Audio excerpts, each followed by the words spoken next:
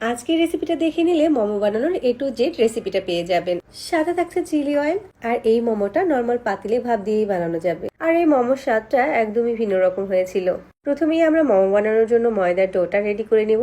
বাটিতে 1 কাপ ময়দা নিয়ে নিয়েছি, আর তার সাথে দিচ্ছি 1/4 কাপ কর্নফ্লাওয়ার। পরিমাণ মতো লবণ দিয়েছি। এবার শুকনো উপকরণগুলোকে হাত দিয়ে একটু মিশিয়ে নিচ্ছি। কর্নফ্লাওয়ারটা অবশ্যই দিতে চেষ্টা করবেন, তাহলে মোমোর একটা ভালো রেজাল্ট পাবেন। তারপর কুসুম গরম পানি অল্প অল্প করে দিয়ে মোমোর জন্য একটা সফট গোলা মাখিয়ে নিতে হবে। পানিটা একবারে দেওয়া যাবে না। মোমোর এই ডোটা খুব বেশি নরম আবার খুব বেশি টাইট হবে না, সফট একটা ডো মাখিয়ে নিতে হবে।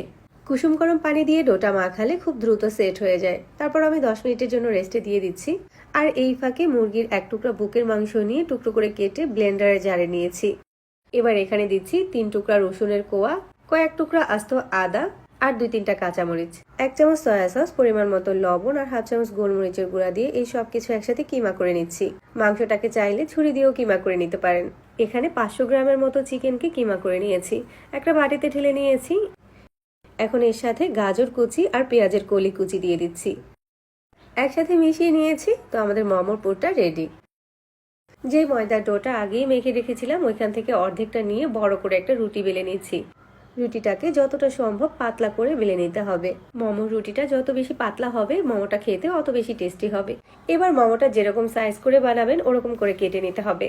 যে কোনো কৌটার ক্যাপ বা কুকি কাটার দিয়ে কেটে নিতে পারেন। তারপর এরকম ছোট ছোট রুটি পেয়ে যাবেন মোমো বানানোর জন্য।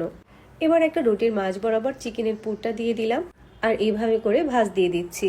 মোমো আপনি যে কোনো ভাঁজ দিয়ে বানাতে পারেন, আমি খুবই সহজ একটা ভাঁজ দেখিয়ে দিয়েছি। মোমোটা আপনার পছন্দ অনুযায়ী বানিয়ে নিতে পারেন, আবার চাইলে আমার মতো করেও ভাঁজ দিয়ে নিতে পারেন। তো সবগুলো মোমো বানানো হয়ে গিয়েছে। চাইলে এই পর্যায়ে মোমোগুলো ডিপ ফ্রিজেও সংরক্ষণ করতে পারেন। যে কোনো নর্মাল পাতিলে পানি ভাপিয়ে তার উপরে ছাঁকনি বসিয়ে মোমোগুলোকে ভাপ দিয়ে নিতে পারেন। মোমোগুলোকে একটু ফাঁক ফাঁক করে বসিয়ে দিচ্ছি। এভাবে একসাথে অনেকগুলো মোমোকেই ভাপিয়ে নিতে পারবেন। ঢাকনা দিয়ে ঢেকে মোমোগুলোকে আমি খুব ভালো করে ভাপ দিয়ে নিয়েছি। এবার চিলি অয়েলটা বানিয়ে নিব। এদিকে একটা প্যানে 1/2 কাপ তেল খুব ভালো করে গরম করে নিয়েছি। বাটিতে 1 টেবিল চামচ রসুন কুচি, 1 টেবিল চামচ চিলি ফ্লেক্স আর 1 চামচ সাদা তেল দিয়ে তার উপরে গরম তেলটাকে ঢেলে দিয়েছি। সবকিছু যখন ফুটে যাবে তখন নেড়েচেড়ে মিশিয়ে নিলেই কিন্তু চিলি অয়েলটা তৈরি হয়ে যাবে।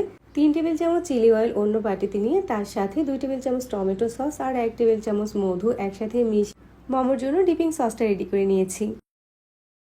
এবার গরম গরম মোমোগুলো পরিবেশনের পালা।